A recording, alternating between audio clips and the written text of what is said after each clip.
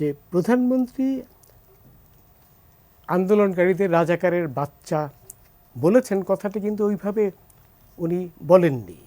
এইটাকেও আপনার টুইস্ট করা হয়েছে, টুইস্ট করে যাতে এরা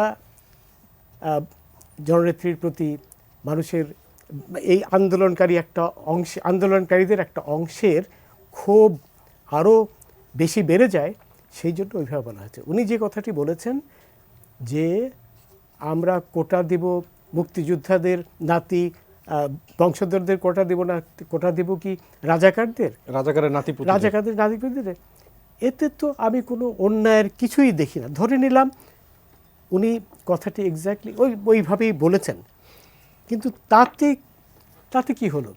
আমি যদি তার জায়গায় থাকতাম তাহলে আমি তো মেজাজ ঠিক রাখতে পারতাম না। উনি তো খুব ধীরে স্থিরে, উনি খুব কুল হেডেড একজন মানুষ, কিন্তু খুব সুন্দরভাবে কথাগুলো বলেছেন, অত্যন্ত সত্য কথা বলেছেন। আমি কিন্তু সেভাবে এই কথাগুলো বলতে পারতাম না, আমি আবার মেজাজ নিয়ন্ত্রণে রাখতে পারতাম না।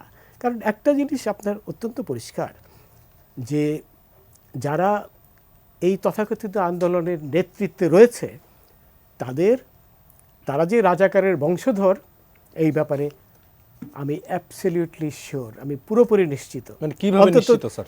তাদের কথা থেকে তারা তো স্বঘোষিত বলেছে, তুমি কে আমি কে, রাজাকার। তারা নিজেরাই বলছে আমি রাজাকার। আরও বলেছে বাংলার মাটি রাজাকারের ঘাঁটি, বুঝলেন? এবং তাদের পরিচয় তো আমরা সবাই জানি। আপনার মির্জা ফখরুল ইসলাম আলমগীরের পিতা চকা মিয়া রাজাকার, আমরা সবাই জানি। আপনার রিজভির পিতা একজন রাজাকার, আমরা সবাই জানি।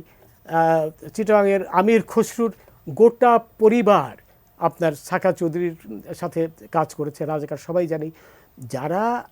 যাদের আমরা দেখতে পাচ্ছি, তারপরে আরও এসছে আপনার জাদু মিয়ার এরা যে সবাই রাজাকার, চিহ্নিত রাজাকার, শুধু রাজাকার নয়, চিহ্নিত রাজাকার। সেটা নিয়ে তো কোনো সন্দেহ নাই, কিন্তু আন্দোলনকারীরা যে রাজাকার সেটা আপনারা নিশ্চিত কিভাবে? আন্দোলনকারীরা রাজাকার না হলে এই আন্দোলন যেত না। কারণ এখানে আপনার প্রথম প্রশ্নটার উত্তর কিন্তু এসে যায়।